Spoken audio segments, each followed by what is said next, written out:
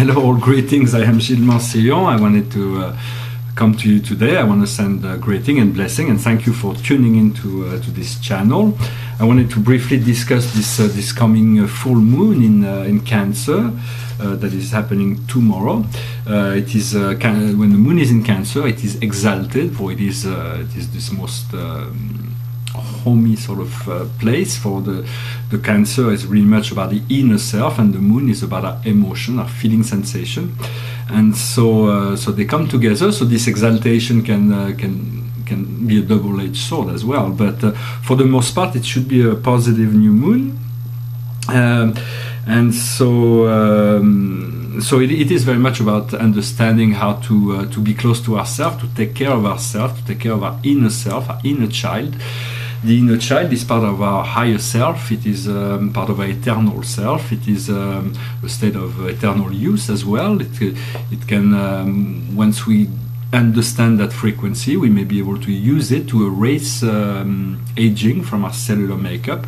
So the idea is to take care of our inner child, is to take care of ourselves as if we were a brand new baby. Of course, we do not do that as adults living in society. We do all kinds of things that is not conform to the pure health of a young child, but in essence, it is the essence of youth, of innocence, of wanting to enjoy yourself, to be free of all conditioning. For children are not conditioned just yet, and so it is about treating us ourselves, not to be childish or but to be childlike, to be open to life, to see things through the vision of a child. And so those moon, of course, they affect us 3 days before, 3 days after. So it's about a 7-day event, full moon and new moons. There is some very powerful conjunctions, such as Venus and Neptune. Neptune being the higher dream world and the higher planes, and Venus is all the things we love. So there is very much a potential for integrating some quite divine energy, some higher energies. And so there is also Mars that is in Pisces with Mercury, and tomorrow Mercury is going to go direct, so it's going to really propulse everything forward, and the 10 major planets, or the 8 major planets of our solar system, the 8 major actors in astrology, contemporary astrology, will be all going direct, which is pretty rare, in the sense that there will be no counter motion, because this time there is a counter motion. In terms of energetics, it creates ripple into the other aspect. So everything is moving forward. So it may be a really good time for the unexpected events, so to speak. So there is also Pallas and Chiron that are conjuncting with the South Node. So it's an opportunity to heal the wounds of the past. For the South Node is representing everything we have acquired throughout the whole of our past life, and the North Node of the Moon represents where we're going in terms of what our future is made of. There is also a cardinal square with the Moon in Cancer, the Sun, and Pluto in Capricorn, and then you have Uranus in Aries and Jupiter in Balance. So that create quite a dynamism. For Pluto is asking for change, and so we will be addressing those change, but they will come a lot easier because we've been working on those change. And now the universe has somewhat decided to help us to release those things, to release those loops that we keep going through the loop, where we just like try to do something, but we end up at the same place all the time. And so the universe is assisting, the higher planets are assisting, and there is all kinds of invisible force that are also helping us in that process of reobtaining our freedom and sovereignty, finding a state of self-empowerment. I'm going to pull 10 cards to see what for an oracles, and see what the cards have to say. Well,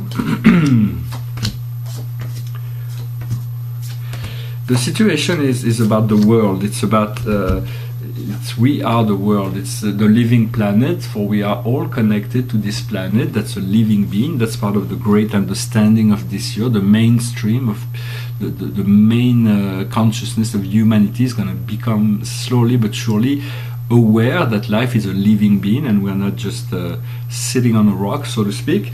It is about sharing, it is about wealth, it is about abundance, being able to share what we have and receive more, to accept, to receive from the universe as well, because it's not always about giving, it's also about receiving, for we cannot give what we have not received in the first place. There is deep transformation that are going to happen as this process is undergoing.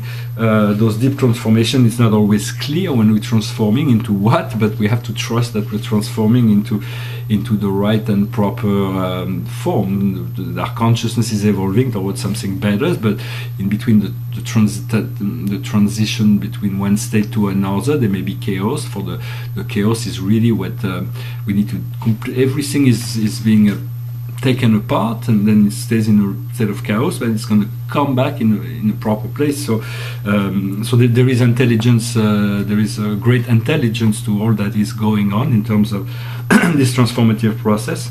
What we see before us is stress. This guy who's like, he's doing all kinds of things, standing on a balloon, and he's holding this monkey with this arrow, and so it's like you gotta let go of stress. We gotta let go. It's not stress will not help us. We gotta breathe it out, let go of the tension of all those things that are creating tension and stress for them. If there is stress and tension, it's because something has not been addressed, and so the energy is building up. It needs to be released. Once we release it, we find completion. It is the card of the universe. It is being a whole within the whole. We just need to fill in with this one piece that is us. In terms of our past, we have a past that's the subconscious represents both the distant past and that which we seek to achieve, which is going with the flow, to let ourselves be in a flow. This is the card of, typically in the tarot, is the card of the Holy Grail, the Ace of Water, the divine love, the source of love. So it's about going with the flow, allowing ourselves to flow. And now we have been moving to a point where we are being liberated from fear, but we do have to make a quantum leap of faith to decide where we want to go with that freedom. What's coming up right ahead for us is ordinariness. It's about understanding it may sound a little repetitive or boring. For the ordinary, we all seek the extraordinary, but the extraordinary has to be found within the ordinary life. That is where the most extraordinary things can happen, is within the ordinary. So it is not easy also to accept the total state of beingness in a natural state of life.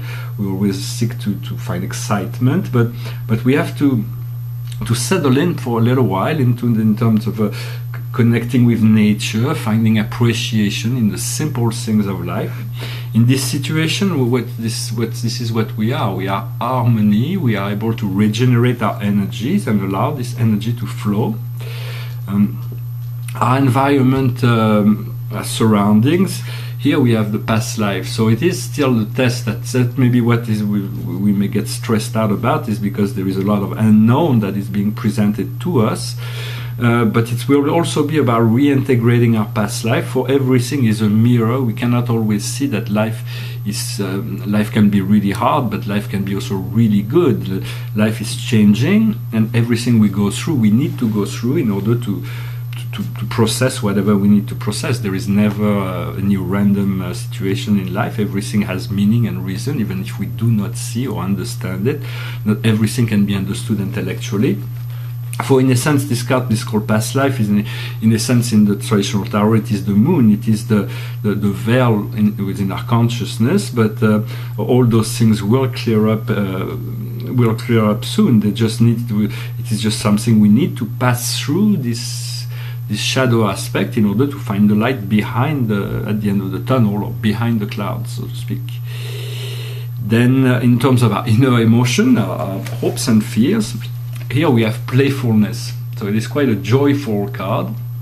It is somebody who doesn't take himself too seriously. He's wearing the mask of a clown, and he's like walking in the sky, and he's got all his hands are filled with stars, and it's about discovering new ways of enjoying ourselves, of being playful, of being light. And the key to that experience will be experiencing, will be being more connected to the elements, being more connected to all the situation in life in order to have an experience that is more rich, more fulfilled, more complete. In order to do that, we need to let go of conflict.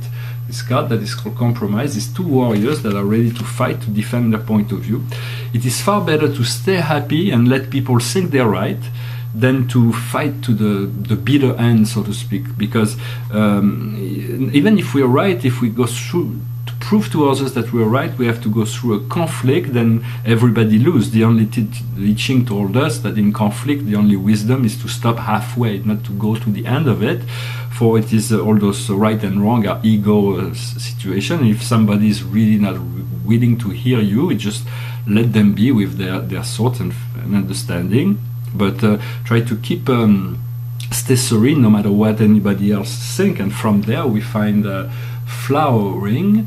So it is about blossoming. It is about allowing the flower to expand, the beauty in our life to unfold and develop. As we let go of stress, we'll find that completion, and we'll be able to move into those coming months with great deal of empowerment. Well, I hope this reading was interesting for you. I wish you a wonderful day, a wonderful full moon, and I'll talk to you very soon. Namaste.